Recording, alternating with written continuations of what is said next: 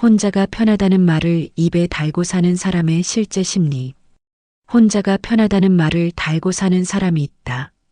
모임 자리에서도 그 말을 하고, 오랜 친구가 만나자고 해도 그 말을 하고, 가족이 걱정스럽게 왜 혼자 있냐고 물어봐도 그 말을 한다. 그런데 이상하다. 진짜로 혼자가 편한 사람은 그 말을 굳이 하지 않는다. 진짜로 혼자가 좋은 사람은 설명하지 않는다. 그냥 혼자 있으면 된다. 누가 물어봐도 담담하게 그냥 지내고 있어. 한마디면 끝이다. 그런데 왜 어떤 사람들은 그 말을 입에 달고 살까? 왜 굳이 말로 꺼낼까? 왜 누군가한테 설명하려고 할까? 왜 그 말을 들어달라는 듯이 반복할까? 그 말 속에 뭔가 다른 게 숨어 있다는 걸 눈치챈 사람이 몇이나 될까? 오늘 이 이야기를 끝까지 들으면 당신 주변에 그런 말을 달고 사는 사람이 새롭게 보일 것이다. 아니면 사실 그게 당신 자신일 수도 있다. 혼자가 편하다는 말은 절반은 진심이고 절반은 자기 자신을 향한 설득이다. 이 말을 처음 입에 올리게 된 사람들에게는 거의 대부분 어느 순간이 있었다. 누군가에게 다가갔다가 거절당한 순간, 믿었던 사람에게 배신당한 순간, 진심을 꺼냈는데 비웃음을 당한 순간, 열심히 관계를 유지했는데 상대가 먼저 연락을 끊어버린 순간, 그게 친구였든 연인이었든 가족이었든 상관없이 그 순간이 생각보다 오래 남는다. 사람들은 신체적인 상처는 시간이 지나면 낫는다는 걸 안다. 그런데 관계에서 받은 상처는 다르다. 눈에 보이지 않으니까 다 나은 줄 알고 살다가 비슷한 상황이 오면 갑자기 다시 튀어나온다. 그때 몸이 먼저 반응한다. 또 다가갔다가 다치면 어떡하지? 또 믿었다가 배신당하면 어떡하지? 또 진심 꺼냈다가 무시당하면 어떡하지? 그 순간 뇌가 내리는 결론이 있다. 그냥 혼자 있는 게 낫겠다. 그리고 그 결론이 말로 나오는 게 바로 혼자가 편하다는 표현이다. 이건 약한 사람의 이야기가 아니다. 오히려 감수성이 예민하고 관계에 진심이었던 사람들이 더 많이 이 말을 한다. 대충 관계 맺고 대충 상처받고 넘어가는 사람은 혼자가 편하다는 말을 굳이 안 한다. 그냥 또 다른 관계로 가면 되니까. 상처가 깊지 않으니까 회복도 빠르고 다음 사람한테 또 가면 된다고 생각하니까. 그런데 한번 믿으면 끝까지 믿고 한번 좋아하면 깊이 좋아하고 관계에 에너지를 다 쏟아붓는 사람들은 그 상처가 훨씬 크게 남는다. 왜냐면 그만큼 더 많이 줬기 때문이다. 그만큼 더 많이 기대했기 때문이다. 그래서 그 배신감이 더 크고 그 공허함이 더 오래 간다. 그래서 혼자가 편하다는 말이 그 사람들한테서 더 자주 나오는 거다. 여기서 한 가지 더 짚고 넘어가야 할 게 있다. 혼자가 편하다는 말을 달고 사는 사람들이 처음부터 그 말을 한 건 아니라는 거다. 어느 날 갑자기 혼자가 편해졌다는 사람은 없다. 그 말이 입에서 나오기까지 보통은 꽤 긴 시간이 있었다. 처음에는 그냥 잠깐 쉬고 싶었을 거다. 사람한테 치여서 좀 숨고 싶었을 거다. 그건 누구나 느끼는 감각이다. 그런데 그 숨는 시간이 점점 길어졌다. 처음에는 며칠이었던 게 나중에는 몇 주가 되고 그 다음에는 몇 달이 됐다. 그러면서 혼자 있는 게 점점 더 익숙해졌다. 아무도 연락 안 해도 괜찮아졌다. 아무도 안 만나도 하루가 그냥 지나갔다. 그 익숙함이 쌓이면서 어느 순간 말이 되어서 나온 거다. 혼자가 편하다고. 그러니까 이 말은 어느 한순간에 생긴 게 아니라 조용히 긴 시간 동안 만들어진 결론이다. 그 결론이 나오기까지의 과정을 알아야 그 사람을 제대로 이해할 수 있다. 그 사람이 처음 상처를 받았을 때로 돌아가 보자. 관계에서 상처를 받으면 사람마다 반응이 다르다. 어떤 사람은 더 매달린다. 더 확인받으려 하고, 더 붙어 있으려 하고, 버림받지 않으려고 필사적으로 노력한다. 그런데 어떤 사람은 반대로 간다. 거리를 둔다. 연락을 줄인다. 혼자 있는 시간을 늘린다. 그리고 나중에는 혼자가 편하다는 말을 하게 된다. 이 두 가지 반응 모두 상처에서 비롯된 거다. 방향만 다를 뿐이다. 매달리는 사람은 불안을 관계 안에서 해소하려 하고, 거리를 두는 사람은 불안을 관계 밖에서 해소하려 한다. 혼자가 편하다는 말을 달고 사는 사람은 후자인 경우가 많다. 관계 안에서 해소하려 했다가 더 크게 다쳐본 경험이 있는 사람들. 그래서 차라리 관계 밖으로 나오는 게 낫다고 판단한 거다. 근데 여기서 진짜 아이러니가 있다. 혼자가 편하다고 말하는 사람 중에 진짜로 외롭지 않은 사람은 거의 없다는 거다. 이 말을 달고 사는 사람들이 혼자 있는 시간에 뭘 하는지 들여다보면 드라마를 틀어놓고 보다가 잠드는 게 아니라 드라마 속 인물들의 관계를 보면서 뭔가를 느끼고 있다. 두 사람이 서로를 이해해주는 장면에서 괜히 멈칫하고, 오래된 친구가 별말 없이 옆에 있어주는 장면에서 눈이 조금 뜨거워진다. 음악을 들을 때도 가사가 마음에 걸린다. 별 감흥 없이 듣다가 어느 한 소절에서 멈춘다. 혼자라는 단어가 들어간 가사에서 혼자라는 단어를 들으면서 혼자라는 감각을 느끼는 거다. 혼자가 편하다고 했지만 사실 그 혼자라는 공간 안에서 그 사람은 계속 누군가를 생각하고 있다. 오래전에 사이가 나빠진 친구를 생각하거나 한참 전에 끝난 관계를 생각하거나 지금 연락이 뜸한 가족을 생각하거나 생각하면서도 먼저 연락하지 않는다. 왜냐면 혼자가 편한 척하고 있으니까. 혼자가 편하다고 이미 말해버렸으니까. 그 말이 이제 자신을 가두는 울타리가 된 거다.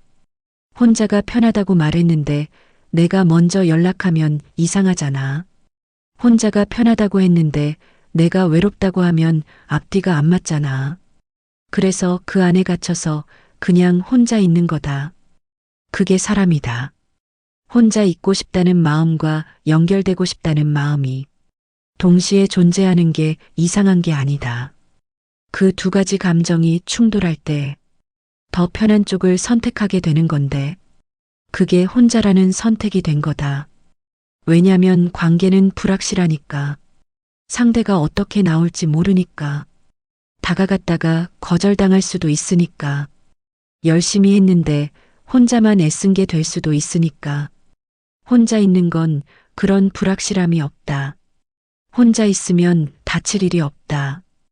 혼자 있으면 배신당할 일도 없고, 혼자 있으면 실망할 일도 없다. 그래서 혼자가 편하다는 말이 나오는 거다. 이건 고립을 선택한 게 아니라 자기 보호 본능이 작동하고 있는 거다. 그런데 이 보호 본능이 장기간 유지되면 어느 순간 진짜 감각을 잃어버리기 시작한다. 처음에는 관계에서 상처받지 않으려고 거리를 뒀던 건데 시간이 지나면서 그 거리 두기가 습관이 된다. 습관이 되면 그게 성격처럼 굳어진다.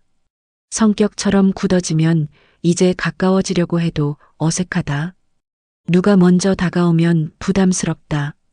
누가 진심을 꺼내면 어떻게 받아야 할지 모르겠다. 따뜻함을 마주하면 오히려 경계가 올라간다. 왜냐면 따뜻함 뒤에 실망이 올 수도 있다는 걸 몸이 알고 있으니까. 한번 따뜻한 걸 받아봤다가 그게 사라졌을 때의 그 냉기를 이미 알고 있으니까. 그러니까 처음부터 받지 않는 게 낫다고 판단하는 거다. 그게 합리적인 것처럼 느껴지는 거다. 2단계가 되면 혼자가 편하다는 말이 선택이 아니라 진짜 현실이 되어버린다.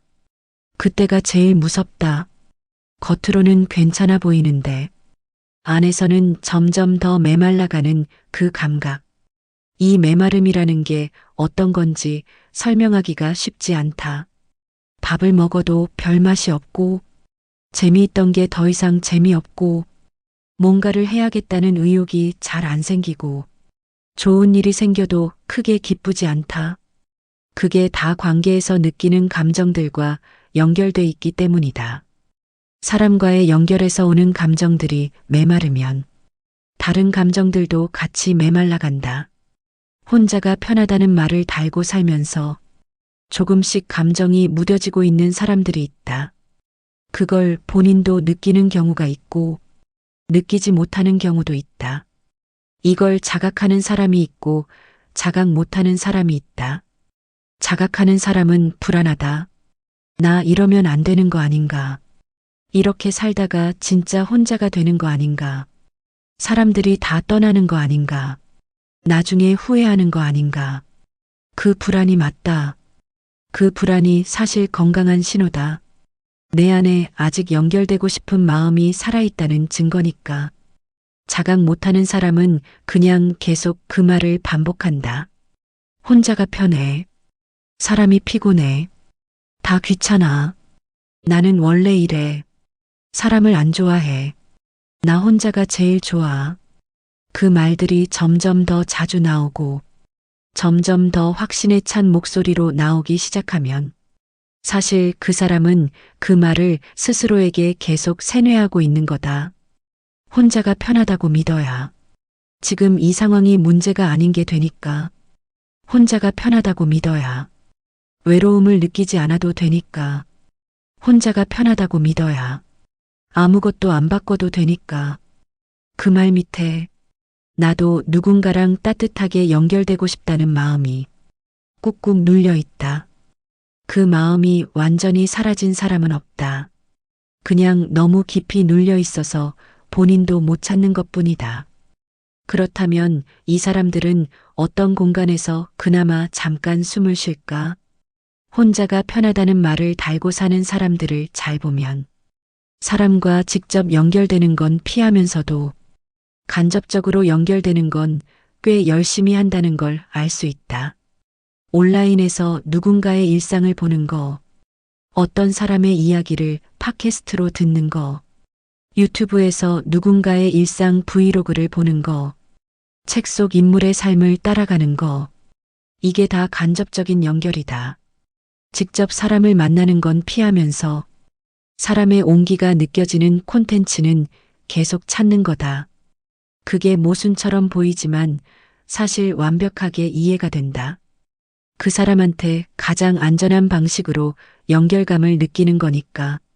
거절당할 위험도 없고, 배신당할 위험도 없고, 실망할 위험도 없으니까. 그러니까 혼자가 편하다는 말을 달고 사는 사람이 나오는 걸 좋아한다고 해서 이상한 게 아니다. 그 사람은 연결을 원하는 거다. 단지 안전한 방식으로 원하는 것뿐이다. 당신 주변에 이런 사람이 있다면 그 사람한테 왜 혼자냐고 닥달하지 않았으면 좋겠다. 그 말 한마디가 그 사람한테는 엄청난 부담이 된다. 설득하려고 해도 소용없다. 논리로 풀리는 문제가 아니니까. 사람들이 많이 하는 실수가 있다. 혼자가 편하다는 사람한테 사람이랑 어울려야 기운이 난다. 나가서 사람 만나면 기분이 나아진다. 혼자 있으면 우울해지기만 한다. 이런 말을 하는 거다. 그 말이 맞을 수도 있다. 실제로 사람을 만나고 나면 기분이 나아지는 사람들이 있다. 그런데 혼자가 편하다는 말을 달고 사는 사람한테 그 말은 설득이 아니라 압박이 된다.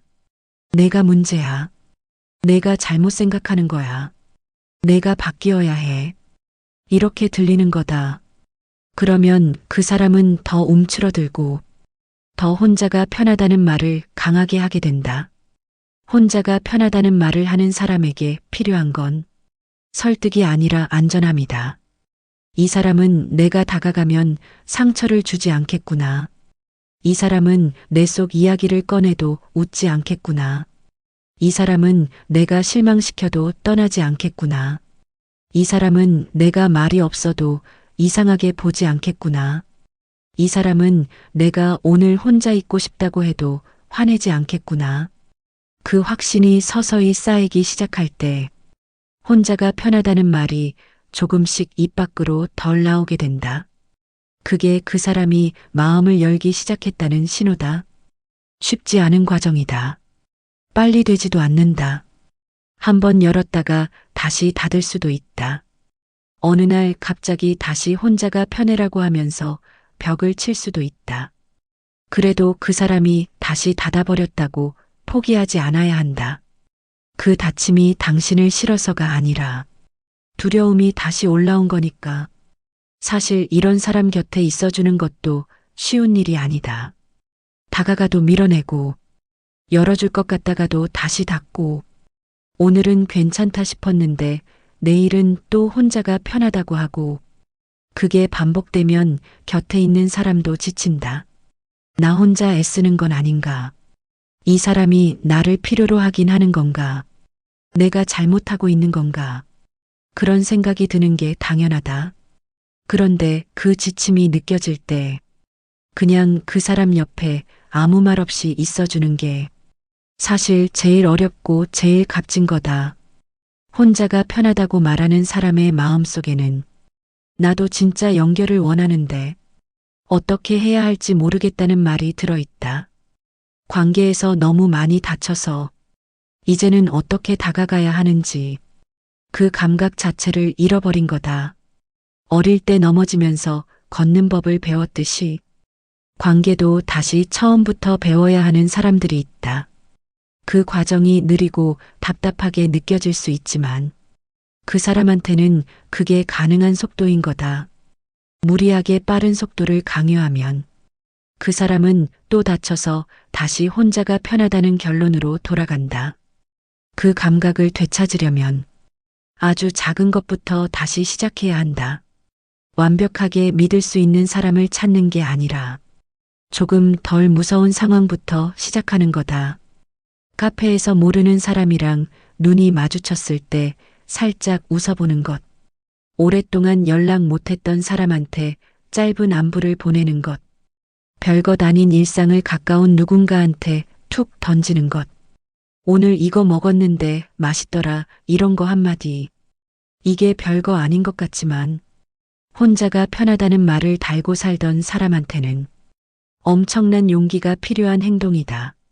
그 작은 용기를 냈는데 상대가 따뜻하게 받아주면 그 사람 안에서 뭔가가 조금 녹는다.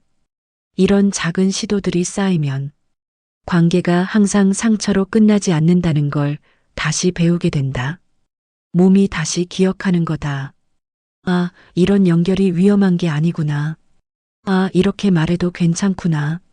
아, 이 사람은 그냥 떠나지 않는구나. 아, 이게 나쁜 게 아니구나. 그 경험이 쌓이면 혼자가 편하다는 말이 방어막이 아니라 진짜 선택이 될 수 있다. 그때는 괜찮다. 진짜로 혼자가 좋아서 혼자 있는 거니까. 그건 건강한 거다. 그건 자기 시간을 아끼는 거고 자기 에너지를 지키는 거다. 문제는 혼자가 편한 게 아닌데 혼자가 편하다고 믿어버린 상태다. 두려움을 선택이라고 착각하는 상태. 그게 제일 안타까운 거다. 그 차이를 아는 것만으로도 이미 뭔가가 달라지기 시작한다. 그리고 이걸 꼭 짚고 싶다. 혼자가 편하다는 말을 달고 사는 사람들이 스스로를 향해 가장 많이 하는 말이 있다. 나는 원래 이런 사람이야. 나는 사람 좋아하는 스타일이 아니야. 나는 원래 혼자 있는 걸 좋아해. 이게 내 성격이야. 그런데 원래라는 말이 얼마나 위험한 말인지 생각해 봤으면 한다. 원래라는 말은 변하지 않는다는 말이다. 태어날 때부터 그랬다는 말이다. 그게 내 본질이라는 말이다. 그런데 과연 그게 맞을까? 어릴 때를 떠올려 봐라. 사람을 무서워하지 않았던 때가 있었을 거다. 친구가 생기면 신이 났던 때가 있었을 거다. 누군가가 내 이름을 불러주면 기뻤던 때가 있었을 거다. 그때도 원래 혼자가 편했을까? 아니다. 원래가 아니라 그렇게 된 거다. 관계에서 다치면서, 믿었다가 배신당하면서, 진심을 꺼냈다가 무시당하면서, 그렇게 된 거다.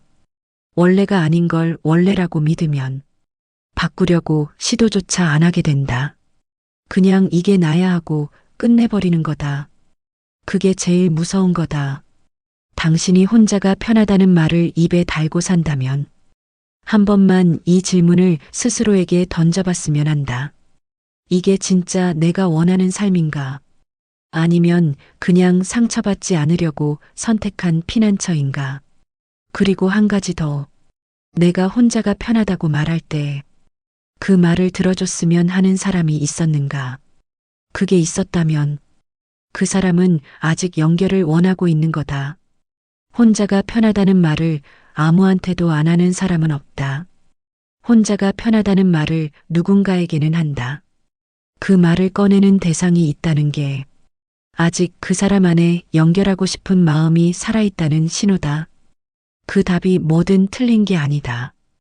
다만 그 질문 앞에서 잠깐 멈춰볼 수 있는 용기가 결국 삶을 바꾸는 시작점이 된다. 혼자라는 공간이 숨을 곳이 아니라 충전하는 곳이 될 때 비로소 그 사람은 다시 세상으로 나올 준비가 된 거다. 그 사람이 당신 주변에 있다면 그냥 옆에 있어줘라. 말 안 해도 된다. 무슨 말을 해야 할지 몰라도 된다. 그냥 사라지지 않으면 된다. 그게 그 사람한테 가장 큰 신호가 된다. 아, 이 사람은 나한테 질리지 않는구나. 아, 이 사람은 내가 혼자가 편하다고 해도 그냥 있어주는구나. 아, 이 사람은 내가 밀어내도 안 가는구나. 그 신호가 쌓이는 게 혼자가 편하다는 말을 덜 하게 되는 과정의 전부다. 마지막으로 한 가지만 더 이야기하고 싶다. 혼자가 편하다는 말을 달고 사는 사람들이 가장 오해받는 게 있다. 그 사람들이 차갑다는 거다. 그 사람들이 감정이 없다는 거다. 그 사람들이 사람에게 관심이 없다는 거다. 그런데 실제로는 정반대인 경우가 더 많다. 혼자가 편하다는 말을 달고 사는 사람들은 오히려 남의 감정에 엄청나게 민감한 경우가 많다. 상대의 표정 하나에도 많은 걸 읽어내고 말 한마디에도 그 안에 담긴 감정을 느낀다. 그래서 더 힘든 거다. 감수성이 낮으면 그냥 흘리고 간다. 그런데 감수성이 높으면 다 받아낸다. 상대의 기분이 안 좋으면 내가 뭘 잘못했나 싶고, 상대가 말이 없으면 나한테 화가 났나 싶고, 상대가 연락이 뜸하면 나를 멀리하려는 건가 싶고, 그 촉수가 너무 예민해서 관계 안에 있으면 너무 많이 소진된다. 그래서 혼자 있을 때가 진짜로 편한 것도 사실이다. 혼자 있으면 그 촉수를 접어놓을 수 있으니까. 혼자 있으면 누군가의 감정을 읽느라 에너지를 쓰지 않아도 되니까. 그러니까 혼자가 편하다는 말에는 나는 당신이 싫어가 아니라 나는 지금 좀 쉬어야 해라는 말이 담겨 있는 경우가 많다. 그걸 이해하는 사람이 곁에 있을 때 혼자가 편하다는 말을 달고 살던 사람이 처음으로 관계 안에서 진짜 쉬는 법을 배우게 된다. 그리고 혹시 지금 이 이야기를 들으면서 내 얘기인 것 같다는 생각이 든다면 그 느낌이 맞을 가능성이 높다. 혼자가 편하다는 말을 달고 살면서 그 말이 진짜인지 스스로도 확신이 없다면 이미 뭔가를 알고 있는 거다. 그 알미 시작이다. 그 알미 있는 사람은 변할 수 있다. 혼자라는 공간이 나를 지키는 곳이 아니라 나를 가두는 곳이 되고 있다는 걸 느낀다면 아주 작은 것 하나만 해봐라. 오늘 오랫동안 연락 못했던 사람한테 잘 지내지 한마디만 보내봐라. 그게 다다. 그게 시작이다. 그 한마디가 생각보다 많은 걸 바꾼다.